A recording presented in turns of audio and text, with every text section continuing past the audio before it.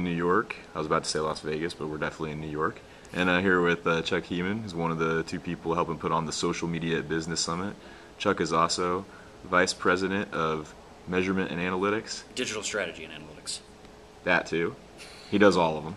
No, Chuck is absolutely one of the smartest measurement minds out there as far as I'm concerned. I pick his brain frequently, and we're going to do that a little bit here today. So you guys know 52 Comms Mixup, the way it works is we'll do two professional questions, two questions about his job, one more personal kind of fun question, and then a cause-related question at the end. So, all right, Chuck, we were in a measurement panel earlier today, and Shanali Burke was actually on it. And one of the things that she mentioned was, it's amazing to me how often I see clients and agencies making measurement much more complicated than it needs to be.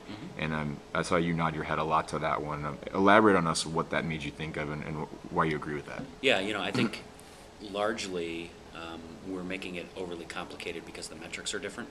They're not things we've been measuring before, aside from things like clicks and click-through rates and that kind of thing, right, in marketing and PR ever before. That's the only difference, however. The process to actually measure social media looks very much the same as it does for PR marketing. It's setting goals, it's coming up with a strategy, it's coming up with the tactics, and then it's ultimately measuring and then repeating the cycle all over again. It's the same thing we've done for years, but people get a little unnerved because the metrics are different. It's a different channel, so maybe we need to do the process a little different. That's absolutely the wrong approach. Yeah, would you say too that, and I'm editorializing here, but what I've heard people say too, the biggest problem is we didn't understand that measurement that well with traditional PR. That's definitely true. So yeah, that's another piece of it too, is we're trying to figure something out that we didn't get that well in the first place. Well, and you see some of the same kinds of things that we struggled with in traditional PR measurement creeping into social media measurement. Right. I mean, the classic case study is looking at impressions only. That's a very typical traditional marketing measurement problem that's now creeping its way into social. Right, absolutely. I definitely have seen quite a bit of that. Another measurement question, and we could ask you measurement questions all day, but what I like to ask people who do this for a living, what's the biggest misnomer they see, or the thing they hear consistently from clients or colleagues or people in the industry that they just haven't found to be true, or have a different take on it based off the work they do. I always like to hear the answer to this question. Yeah, so. I think we could probably go a million different directions with that question. I could give you a million different responses. I think one of the things I've heard constantly here at the conference, but also offline with clients and colleagues, is that we use the words monitoring or listening and measurement interchangeably. They're two very, very different disciplines. Monitoring or listening feeds measurement. It's right. Not the same thing. But people say, well, I'm going to use Radian 6 to measure my social media campaign. Radian 6 is not a measurement tool. Neither is Sysomos, neither is Visible Technologies. None of those are measurement tools. They're an input to an eventual measurement output.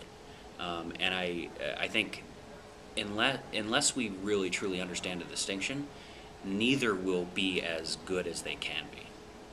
No, that's really good. In fact, man, I think I may have done that before. No, but that is a really good distinction. It makes a lot of sense. Mm-hmm. Now, question about something off topic here. I've heard you describe yourself before as kind of like a closet foodie. Yep. You post a lot of pictures on Facebook of different things you make, which usually makes me end up at the kitchen in front of the fridge looking at an old pizza box or something. I'm just kidding. My wife's a great cook if she's watching this. Sorry, Maggie. But anyway, talk to me about how you got into that. And what keeps you interested in it? What do you like to do? What do you like to cook?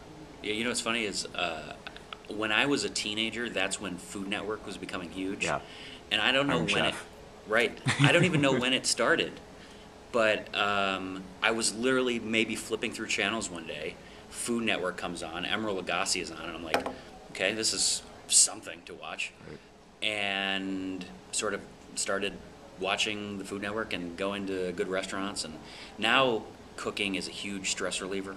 Great to, if traveling all week, great to come home and cook on the weekends and just not think about anything work related. Right. I gotta throw. Did you have a boom phase? If you were watching Emeril Lagasse, did you have a boom phase? It's BAM, actually. Oh my God, it is BAM. It is You're BAM. right. Did you have a BAM phase? No, but I will admit that I bought his seasoning before. Gotcha. But I've never channeled the BAM. Okay. Oh, Emerald, I'm sorry, man. If you're reading my blog, though, maybe that I'm doing something okay. And last question I always ask in these interviews is, do you have a cause or something you're passionate about? And I always preface this with, I think when I first started doing this, people thought it had to be a charity or a nonprofit. It does not have to be at all. Anything's game, just something you're passionate about. So Yeah. take it. Well, I would love to give you a charity, but apparently, or a cause or something cool that's sort of not related to my job every day, kind of, but not really. But apparently Lisa Grimm stole Ted from me. She did. I would have said Ted in a minute. But now my passion is hating LeBron James. So anything related to the Miami Heat, I hate. So that is my passion. So now the Dallas Mavericks have to get the job done. That is my passion for the next 2 weeks. So you're a Dirk fan at this point. Huge Dirk fan. Yes. Rick Carlisle is my favorite coach in the NBA. I will say, if you do not follow Chuck on Twitter, you might want to in the next couple of weeks just to see the tweets about LeBron.